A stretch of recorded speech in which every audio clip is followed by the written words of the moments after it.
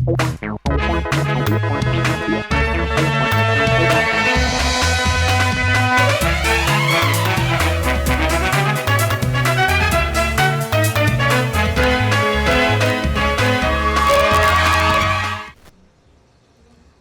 आप देख रहे हैं राष्ट्रीय समाचार और मैं हूं आपके साथ प्रिया। पहले एक नजर हेडलाइंस पर। नितिन नवीन निर्विरोध बने। बीजेपी के 12वें राष्ट्रीय अध्यक्ष पीएम मोदी ने माला पहनाकर किया स्वागत। महाराष्ट्र में कार्यकर्ताओं ने जोरदार जश्न मनाया। रायबरेली दौरे पर राहुल गांधी ने राजीव गांधी स्टेडियम में T20 क्रिकेट टूर्नामेंट में किया जोरदार हिस्सा। खिलाड़ियों को और आयोजकों से की मुलाकात। कल्याण डोंबिवली महापौर पद को लेकर सियासी हाराहाई। बीजेपी शिंदे गुट और हेमलता पवार के बीच सत्ता की कवायद तेज। एमएलए राजेश बकाने ने देवली पुलगांव सड़क पर कटाव की स्थिति को गंभीर मानते हुए तुरंत मरम्मत और सुरक्षा उपायों के दिए आदेश। नागपुर में सगाई समारोह के दौरान घर से 2.5 करोड़ रुपए के हीरे सोने की चोरी। अज्ञात चोर फरार, पुलिस जांच में जुटी।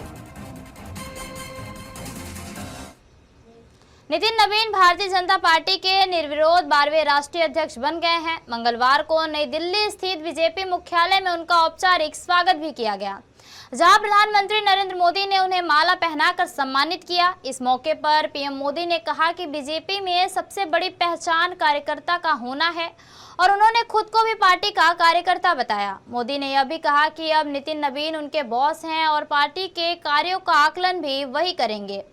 अध्यक्ष बनने से पहले नितिन नवीन ने दिल्ली में भगवान वाल्मीकि मंदिर, गुरुद्वारा और बंगला साहिब और झंडेवाला मंदिर में माथा टेका। सोमवार को हुए अध्यक्ष चुनाव में किसी अन्य उम्मीदवार के नामांकन न आने के कारण नितिन नवीन निर्विरोध चुने गए थे।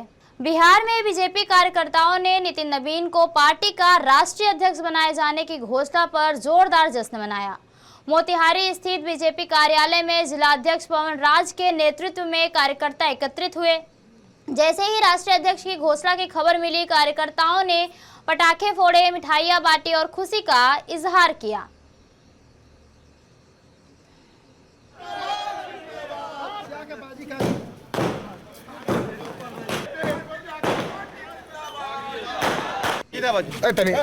आज एक ऐतिहासिक दिन है।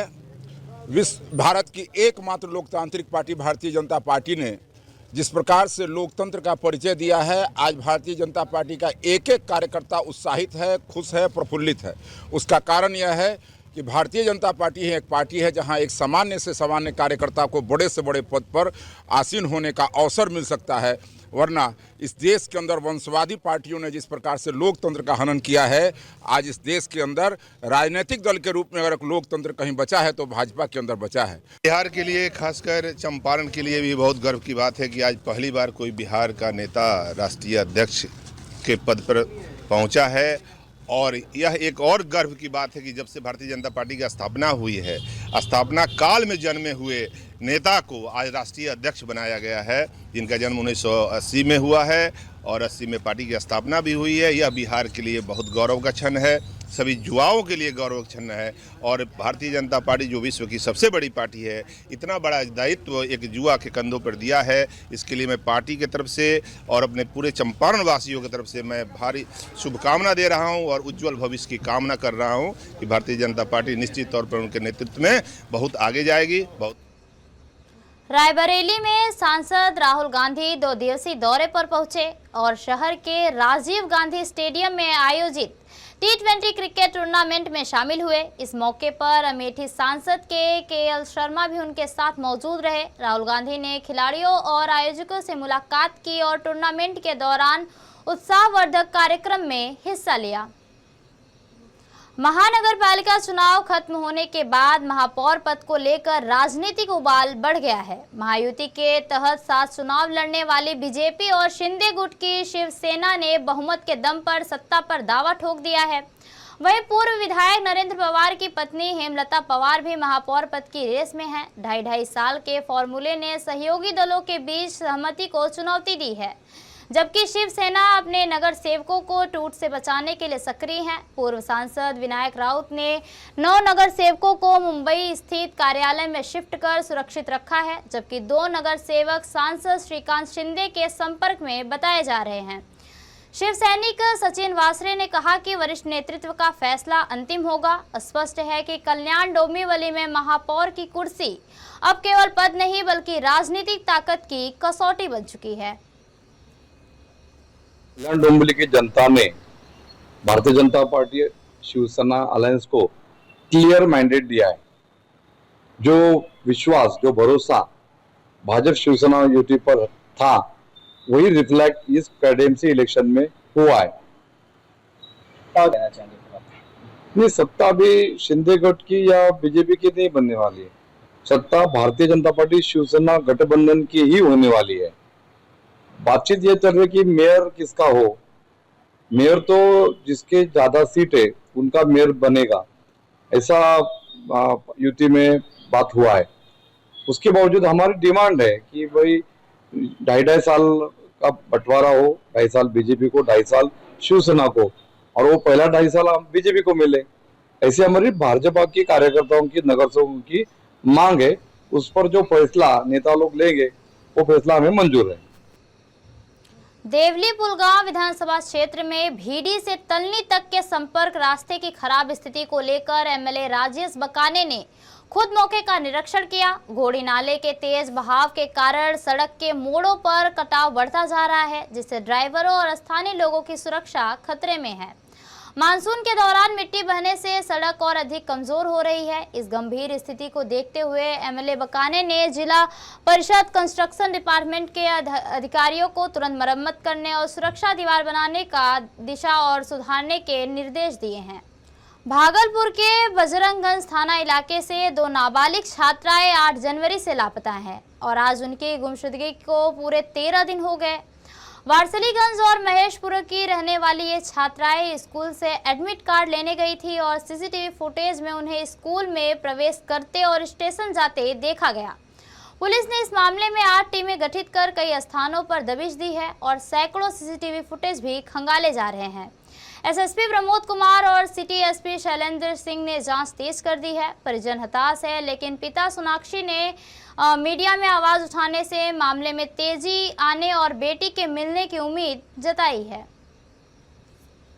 जी, बताना चाहेंगे कि बबरगंज वाले मामले में हमारी जो एसआईटी टीम गठित थी उसको कल मैंने 3 पार्ट में जो है डिवाइड कर दिया है और हमारे 3 एसडीपीओ, हमारे सिटी एसपी और आईपीएस प्रोफेशनल उसमें लगे हुए हैं और आज दिन भर उन्होंने 3-4 जगह जो है पूछताछ भी की। टेक्निकली जो है उस पर आज काफ़ी काम हुआ। कुछ हमारे सोशल मीडिया से भी कई हमें हिंट मिले हैं आज, और साथ में उन लड़कियों का आपस में एक साथ जाते हुए एक फुटेज भी मिला हुआ है, जो प्रथम दृष्टया लग रहा है कि आपस में एक साथ कहीं वो निकली हुई है। तो कुछ हमें हिंट अभी मिल गए हैं। हमारी टीम लगातार 3 टीम लगातार काम कर रही है और बहुत जल्द हम लोग आशा करते हैं कि इसमें लड़कियों की बरामदगी सुनिश्चित होगी और जो भी घटना के पल हुए वो आप लोगों के समक्ष जो है।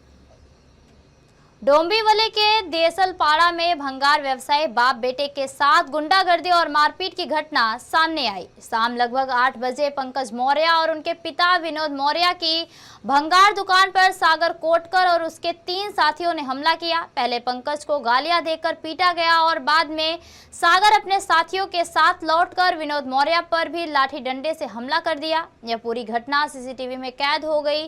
पीड़ित परिवार ने इसे हफ्ता वसूली के लिए की गई गुंडागर्दी बताया है। हालांकि मानपाड़ा पुलिस ने आरोपियों के खिलाफ केवल मामूली धारा लगाकर मामला दर्ज किया है। नागपुर शहर के सदर थाना क्षेत्र में एक सनसनीखेज चोरी की वारदात सामने आई, जिसमें अज्ञात चोरों ने हीरे सोने के आभूषण और नकद सहित लगभग 2.5 करोड़ रुपए का माल चोरी कर लिया।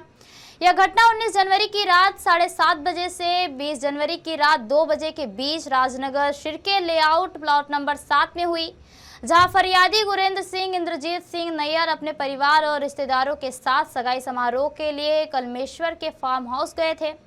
चोरों ने घर के किचन की ग्रिल तोड़कर प्रवेश किया और अलमारियों में रखी कीमती ज्वेलरी और नकदी लेकर फरार हो गए। चोरी की जानकारी मिलते ही सदर पुलिस मौके पर पहुंची और मामला दर्ज कर जांच शुरू कर दी गई। पुलिस आसपास के सीसीटीवी फुटेज भी खंगाल रही है। सिरकिलाउट में रहने वाले बलजिंदर सिंह इंद्रजीत सिंह नैयर, इन एक परिवार पेट्रोल व्यवसायिक है, पेट्रोल पंप है इनके। कल इनके घर में इनके बेटे की सगाई थी। पूरा परिवार अपने रिश्तेदारों के साथ कलमेश्वर घर बंद करके गया था। घर बंद करने के बाद पश्चात जब वो वापस आ गए रात को 3 बजे वापस, तब उनको पता चला कि उनके घर का किचन से दरवाजा तोड़ के अंदर कोई घुस के जिस कमरे में उन्होंने अपना जेवर और बाकी रोक रकम रखी थी वो चोरी हो गई है। इसमें उनके कुछ दागिने जो कि 247 तोला और बाकी रोक रकम 65 लाख रुपए, उसके साथ डायमंड के कुछ ऑर्नामेंट्स, इतना पूरा करीब 2.5 करोड़ का सामान उनके घर से चोरी हुआ है। जो चोरी हुई उसमें ये दिख रहा है कि एक आदमी चोरी करके अंदर आके गया है और जिस तरह से चोरी हुई वो एकदम प्रिसाइज इंफॉर्मेशन उसके पास थी। चतरा जिले के गिद्धौर थाना क्षेत्र के गंगापुर गांव की 14 वर्षीय मुन्नी कुमारी लापता हुए 20 दिन बीत चुके हैं, लेकिन अब तक पुलिस को कोई ठोस सुराग नहीं मिला। परिजनों का आरोप है कि 28 दिसंबर को मुन्नी के लापता होने के बाद पुलिस ने आवेदन मिलने के करीब 10 दिन बाद ही औपचारिक कार्रवाई शुरू की और शुरुआती पूछताछ सीमित रही। हाल ही के दिनों में पुलिस की सक्रियता बढ़ी है, लेकिन सफलता नहीं मिली। इस बीच परिजन और गांववासी प्रशासन की प्राथमिकताओं और जवाबदेही पर सवाल उठा रहे हैं। लोग उच्च स्तरीय जांच, विशेष टीम और आधुनिक तकनीकी संसाधनों का इस्तेमाल करने की मांग भी कर रहे हैं ताकि मुन्नी कुमारी को जल्द से जल्द सुरक्षित बरामद किया जा सके। रांची जिले के और मांझी से 22 नवंबर को लापता 11 वर्षीय कन्हैया कुमार को कोडरमा पुलिस ने चंदवारा थाना क्षेत्र के जामखुड़ी से बरामद कर और मांझी पुलिस के सुपुर्द कर दिया है। कन्हैया ने बताया कि वह घर से भटकते हुए हाजीपुर स्थित ननिहाल गया था और लौटते समय बस चालक ने उसे जामखुड़ी के पास उतार दिया। इसके बाद वह इधर उधर भटकता रहा। जब मछली विक्रेता राजा साहिनी ने उसे अपने घर पर आश्रय दिया और स्थानीय पुलिस और व्हाट्सएप ग्रुप में उसकी सूचना साझा की। रांची में लापता बच्चों और बच्चा चोर गिरोह की तलाश में गठित एसआईटी से मिले इनपुट के आधार पर कोडरमा पुलिस ने उसकी पहचान की है। हम लोग को जानकारी मिली पिछले 40-50 दिनों से गायब था और मांझी से, लेकिन पुलिस को, चंदवारा पुलिस को आज सुबह ही इसके बारे में जानकारी मिली कि एक बच्चा है जो जिसकी उम्र करीब 12 साल है, वो उर्मा स्थित मछली दुकान के पास है। तो उस पर थाना प्रभारी द्वारा हम लोग को बताया गया, पुलिस अधीक्षक महोदय को बताया गया। तो हम लोग तुरंत वहाँ गए, जाकर के इसका सत्यापन किया गया, इनसे नाम पता पूछा गया। तो बच्चे ने अपना नाम कन्हैया कुमार और पिता अर्जुन साहु बताया और बोला कि हम हाजीपुर के रहने वाले हैं। इनके जब से पूछा गया तो मुंबई में बीएमसी मेयर को लेकर सियासी सरगर्मियां तेज हो गई हैं। इसी बीच शिवसेना शिंदे गुट ने अपने चुने हुए नगर सेवकों को एकजुट रखने के लिए अहम कदम उठाया है। शिंदे गुट के सभी 29 नगर सेवकों को बांद्रा स्थित ताज होटल में ठहराया गया था। आज नगर सेवक कुछ समय के लिए अपने अपने घरों के लिए रवाना हुए, जहां उनसे बॉन्ड पर हस्ताक्षर भी कराए गए। इसके बाद पार्टी नेतृत्व ने सभी नगर सेवकों को वापस ताज होटल लौटाने के निर्देश दिया। सूत्रों के मुताबिक मेयर चुनाव को देखते हुए शिंदे गुट अपने सभी नगर सेवकों पर कड़ी नजर बनाए हुए हैं।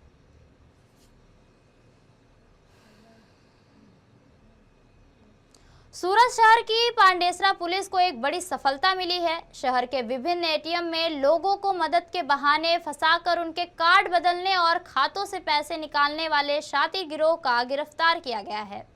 पुलिस को सूचना मिली थी कि आरोपी पांडेसरा क्षेत्र में कैलाश मानस स्कूल के पास एक मकान में छिपे हैं। सूचना के आधार पर पांडेसरा पुलिस ने दबिश देकर सभी आरोपियों को पकड़ लिया। डीसीपी जोन 4 आईपीएस निधि ठाकुर ने बताया कि आरोपी एटीएम में आने वाले लोगों से बातचीत कर कार्ड बदलते और फिर उनके खातों से पैसे निकालते थे। सभी आरोपियों को हिरासत में लेकर पुलिस आगे की जांच कर रही है। सूरत शहर के पांडेसरा पुलिस स्टेशन ने एक गिरोह की गिरफ्तारी की है, जिसमें कि 5 लोग शामिल हैं। ये पाँचों 5 यूपी के हैं और इनकी एमओ ऐसी थी कि एटीएम के बाहर खड़े रहें और कोई जो एटीएम से पैसे निकलने के लिए आए उसको एग्जैक्टली पता नहीं है कैसे पैसा निकालना है, तो उनसे वो ये उनका एटीएम ले लेते थे कि आप हमें पिन बता दो, हम आपको हेल्प कर देंगे निकालने में। और उसके बदले वो दूसरा उसी बैंक का एक्स्ट्रा कोई खोटा एटीएम ऐसा रखते थे और उसको फिर एटीएम मशीन में डाल के उनका पिन पूछ लें और बोले कि नहीं अभी तो पैसे नहीं निकल रहे, कह के उनको जो खोटा एटीएम था वो वापस कर देते थे और उनका जेन्युइन एटीएम अपने पास रख लेते थे और पिन तो उनको पता चल ही गया। और जब वो आदमी चला गया तो उसके पीछे फिर वो उससे पैसे निकाल करके या तो कैश निकाल ले या उससे कोई पेमेंट कर ले। तो ये जानकारी जब पांडेसरा पुलिस को मिली तो उन्होंने काफ़ी अच्छे तरीके से जो एक लेडी कांस्टेबल को डॉक्टर बना करके साथ में पुलिस स्टाफ को भेज के, ताकि उनको खबर ना लगे कि पुलिस है, उन्होंने जाकर के रेड की और पाँचों को पंचनामा तहत अरेस्ट किया है। और उसमें पांडेसरा में 2 गुना, एक गुना सचिन पुलिस स्टेशन और एक भेस्तान, ये 4 टोटल गुना इनके ऊपर दाखिल हैं। और उनके साथ ही साथ उनके पास से लगभग 150 एटीएम अभी बरामद हुए हैं, जो उन्होंने बाकी लोगों से इस तरह से लिए हैं, जिसमें कि आगे कोई और अगर हमें फरियादी मिलता है या कोई कार्रवाई पॉसिबल हो पाती है। अमरेली के बक्सरा तहसील के हालरिया गांव में 2 शेरों की मौजूदगी ने ग्रामीण और पशुओं में दहशत मचा दी है। शिकार की तलाश में गोपाल गौशाला के पास आए और शेर गौशाला के बाहर लगे सीसीटीवी कैमरों में कैद हो गए। शिकार न मिलने पर दोनों शेर बिना कुछ पकड़े ही वापस जंगल की ओर लौट गए। शेरों का यह सीसीटीवी वीडियो सोशल मीडिया पर तेजी से वायरल हो रहा है और ग्रामीण इसे देखकर सावधानी भी बरत रहे हैं।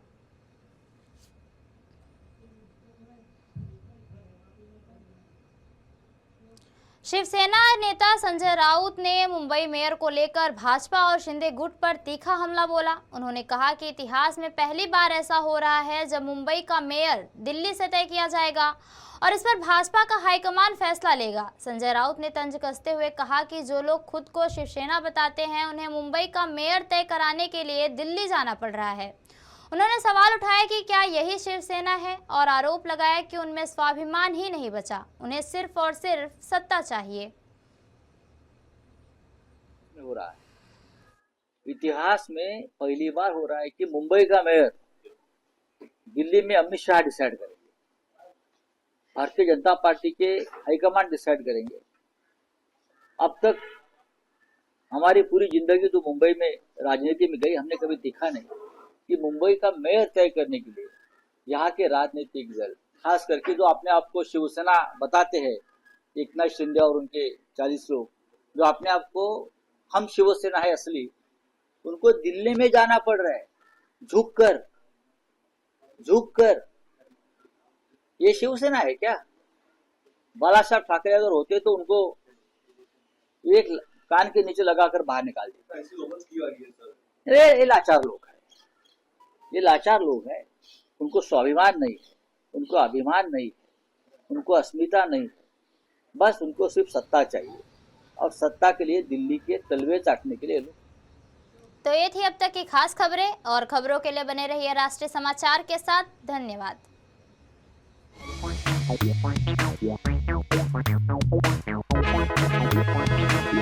Yeah.